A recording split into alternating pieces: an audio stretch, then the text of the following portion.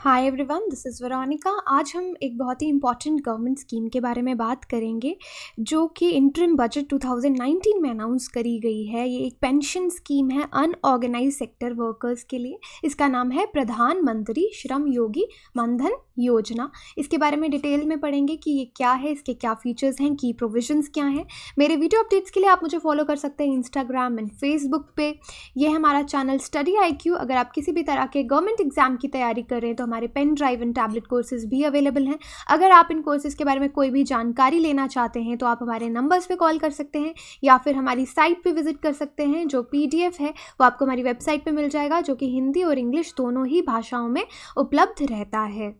अब देखिए एग्ज़ाम के लिए इसका क्या इम्पोर्टेंस है। स्कीम्स वैसे ही जो प्रीलिम्स पॉइंट ऑफ व्यू है उसके लिए बहुत इंपॉर्टेंट है, और बाकी जितने भी गवर्नमेंट एग्जाम्स हैं जहाँ पे MCQs आते हैं वहाँ पे बहुत इंपॉर्टेंट है, वहाँ पे आपका पोर्शन कवर होगा। ऑब्जेक्टिव लेवल पे इसके क्या प्रोविजंस हैं, स्टेटमेंट वाइज क्वेश्चन में आपको प्रीलिम्स में क्वेश्चन सॉल्व करने में हेल्प मिलेगी। और सब्जेक्टिव लेवल पे जितनी भी हमारी पेंशन स्कीम्स आई हैं अनऑर्गेनाइज सेक्टर वर्कर्स के लिए वो इम्पॉर्टेंट है। अनऑर्गेनाइज सेक्टर आपका क्या हो गया, यानी जहाँ पे आपका एम्प्लॉयमेंट टर्म्स जो हैं वो फिक्स नहीं है, वो रेगुलर नहीं है, राइट। और कोई भी ऐसा एंटरप्राइज हो सकता है जो गवर्नमेंट के साथ रजिस्टर्ड नहीं है, वो भी अनऑर्गेनाइज सेक्टर में आएगा। डेली वेजेस यहाँ पे दी जाती हैं अनऑर्गेनाइज सेक्टर पे, इस तरीके से भी काम हो सकता है। और मेनली दो चीज़ों पे देखा जाता है कि सोशल सिक्योरिटी एम्प्लॉयज़ की यहाँ पे नहीं होती, और दूसरा इनकम टैक्स पेयर्स नहीं होते। GST के एम्बिट में जो सेक्टर्स नहीं आते, जो लोग नहीं आते, वो अनऑर्गेनाइज सेक्टर्स में गिने जाते हैं। अब देखिए इसके बारे में पढ़ते हैं। ये मैंने आपको बताया कि इंटरिम बजट 2019 में अनाउंस किया गया है। पेंशन स्कीम है किसके लिए? Unorganise sector. ये आप याद रखिएगा क्योंकि यहाँ पे आप क्वेश्चन में कंफ्यूज हो सकते हैं। अनऑर्गेनाइज सेक्टर के लिए है। अब इसके की प्रोविजंस देखते हैं। सबसे पहला, ये एक मेगा को कॉन्ट्रीब्यूटरी पेंशन स्कीम है। अब देखिए मेगा यानी बहुत बड़े लेवल पे इसको लॉन्च किया गया है, यानी इससे जो जिन लोगों को लाभ मिलेगा, जो इसके बेनिफिशरीज हैं वो बहुत ज़्यादा है, इसलिए मेगा बोला गया है। और को कॉन्ट्रीब्यूटरी टर्म यहाँ पे इसलिए इम्पॉर्टेंट है क्योंकि यहाँ पे जो कंट्रीब्यूशन है, जो लोग जो बेनिफिशरीज हैं वो भी कंट्रीब्यूट करेंगे और उसके बाद जो गवर्नमेंट है वो भी कंट्रीब्यूट करेगी, यानी कंट्रीब्यूशन दोनों तरफ से होगा 50-50% बेसिस पे, इसलिए इसको को कॉन्ट्रीब्यूटरी स्कीम कहा गया है। और ये उन लोगों के लिए है जिनकी मंथली इनकम 15,000 तक की है, वो इसका लाभ पूरा उठा सकते हैं। उसके बाद देखिए ये क्या प्रॉमिस करती है ये स्कीम, और एश्योर्ड पेंशन की बात करती है कि 60 इयर्स जो कि रिटायरमेंट एज है, उसके बाद जो अनऑर्गेनाइज सेक्टर के लोग हैं, पहली बात तो ये वॉलेंट्री स्कीम है, ओके, जो इसको ज्वाइन करना चाहते हैं वॉलेंट्री स्कीम है। उसके बाद उन लोगों को 60 इयर्स के बाद हर महीने 3,000 रुपये मिलेंगे एज अ पेंशन, ओके। और ये स्कीम अराउंड 10 करोड़ वर्कर्स को कवर करेगी 5 साल में। और ये चीज़ इस स्कीम को दुनिया की सबसे वर्ल्ड लार्जेस्ट यानी पेंशन स्कीम्स में लार्जेस्ट स्कीम बनाती है। और जो इसके बेनिफिट्स हैं प्रधानमंत्री श्रम योगी मनधन योजना के, ये बिल्कुल अटल पेंशन योजना आई थी कुछ समय पहले, जो कि मैं आपको लेक्चर के एंड में बताऊंगी कि अटल पेंशन योजना क्या थी।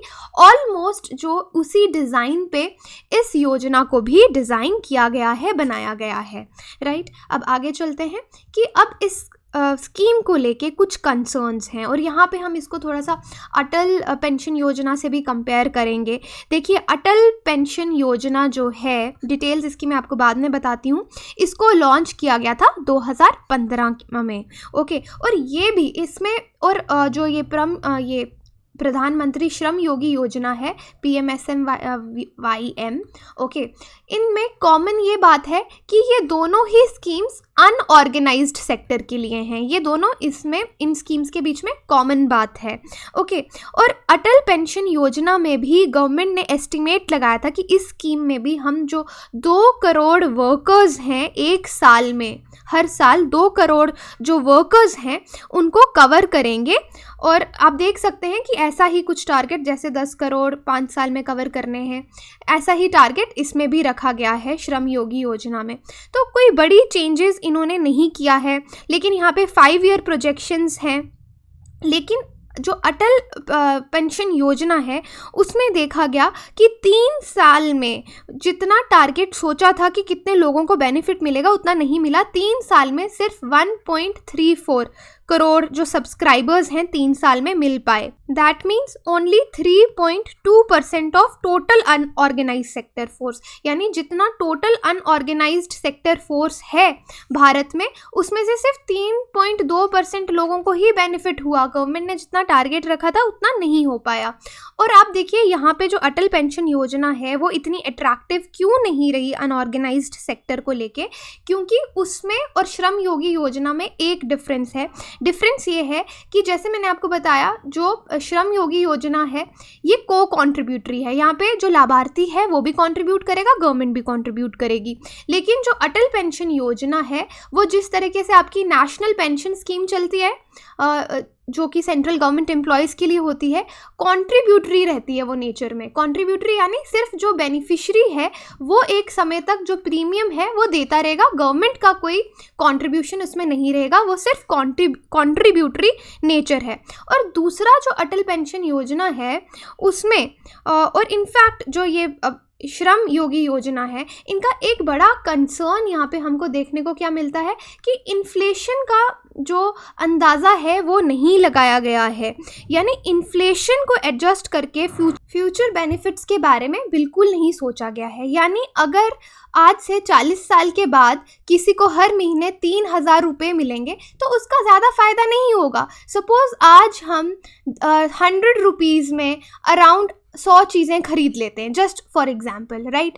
लेकिन आज से आने वाले 40 साल के बाद 100 रुपये में शायद हमें 2 या 3 चीज़ें ही मिल पाएँ। अगर हम यूनिट्स के हिसाब से बात करें तो आप समझ रहे हैं कि महंगाई तो इतनी बढ़ जाएगी लेकिन उस हिसाब से जो मंथली उनको पैसे मिलेंगे वो ज़्यादा नहीं होंगे। तो ये इन दोनों ही स्कीम्स का एक ड्रॉबैक है। और यहाँ पे ये जो श्रम योगी योजना है इसको यही बोला क्या गया है कि जो अटल पेंशन योजना थी उसी को थोड़ा सा मॉडिफाई करके ऑलमोस्ट जो सेम स्कीम ये लेके आए हैं। जो चैलेंजेस थे, जो प्रॉब्लम थे अटल पेंशन योजना की, उनका ध्यान यहाँ पे नहीं रखा गया है। तो यहाँ पे एक्सपर्ट्स का मानना है कि शायद अटल पेंशन योजना की तरह ही जो ये श्रम योगी योजना है ये एक बड़ा इम्पैक्ट सोसाइटी पे, अनऑर्गेनाइज्ड क्लास पे नहीं डाल पाएगी, बिकॉज जो आपको इसके 2 ड्रॉबैक्स बताए गए हैं कि एक तो कॉन्ट्रीब्यूटरी नेचर की कंट्रीब्यूट तो करना ही है बेनिफिशरीज को, और दूसरा मेन कि इन्फ्लेशन को ध्यान में, कि फ्यूचर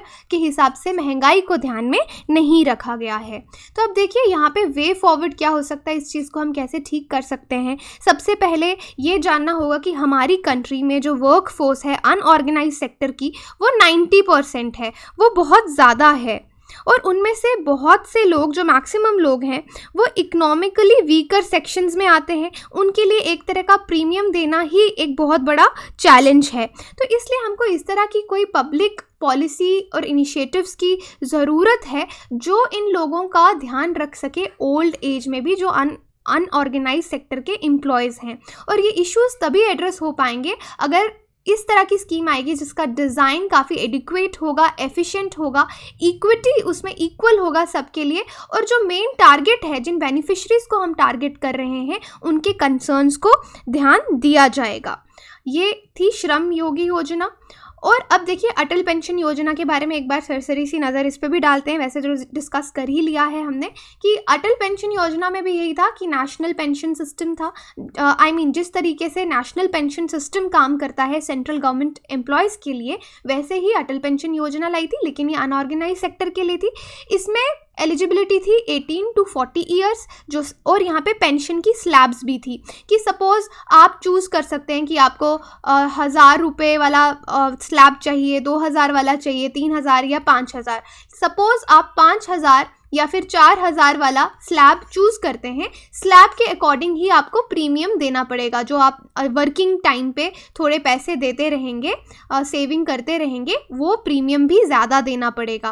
और अर्लियर और अटल पेंशन योजना में ये भी था कि जो जितनी जल्दी इस पेंशन स्कीम को ज्वाइन करेगा उसको उतने कम पैसे देने पड़ेंगे। सपोज़ कोई 18 ईयर्स में ज्वाइन करता है तो उसका प्रीमियम कम रहेगा, और उसके बाद कोई ज्वाइन करता है उसका प्रीमियम ज़्यादा रहेगा। और अटल पेंशन योजना में ये भी था कि सपोज जो बेनिफिशियरी है उसकी डेथ हो जाती है तो उस केस में उसकी जो वाइफ है उसको जो उसका रिटर्न है, जो नॉमिनी होगा उसको उसकी वेल्थ का रिटर्न जो है वो दिया जाएगा। और ये जो प्रधानमंत्री श्रम योगी मनधन योजना है, जैसे मैंने आपको बताया, आपको याद रखना है, एक तो ये वॉलेंट्री और कॉन्ट्रीब्यूटरी पेंशन स्कीम है। इसमें 42 करोड़ वर्कर्स का overall over the period of time फ़ायदा होगा। इसके लिए भी जो एज है वो 80 to 40 ईयर्स है, जो लोग इसको अवेल कर सकते हैं। और इसका एलिजिबिलिटी क्राइटेरिया एक और है कि जो लोग इसको अवेल करेंगे श्रम योगी मनधन को, वो किसी और पेंशन स्कीम के बेनिफिशियरी नहीं होने चाहिए, जैसे न्यू पेंशन स्कीम हो गया, एम्प्लॉय स्टेट इंश्योरेंस कॉर्पोरेशन हो गया या प्रोविडेंट फंड ऑर्गेनाइजेशन हो गया, वो उसके लाभार्थी नहीं होने चाहिए और वो इनकम टैक्स पेयर भी नहीं होने चाहिए। राइट तो यही है इसका मेन कि वर्किंग एज में आपको प्रीमियम देते रहना है ताकि आप बाद में उसका फ़ायदा ले सकें। इसमें हमने ये स्कीम भी डिस्कस की है, अटल पेंशन योजना के साथ भी कंपेयर किया है, कंसर्न्स भी देखे हैं और वे फॉरवर्ड भी डिस्कस किया है। अगर आपकी कोई भी क्वेरी हो आप मुझे कॉन्टैक्ट कर सकते हैं कहीं पे भी सोशल मीडिया पे। Thank you.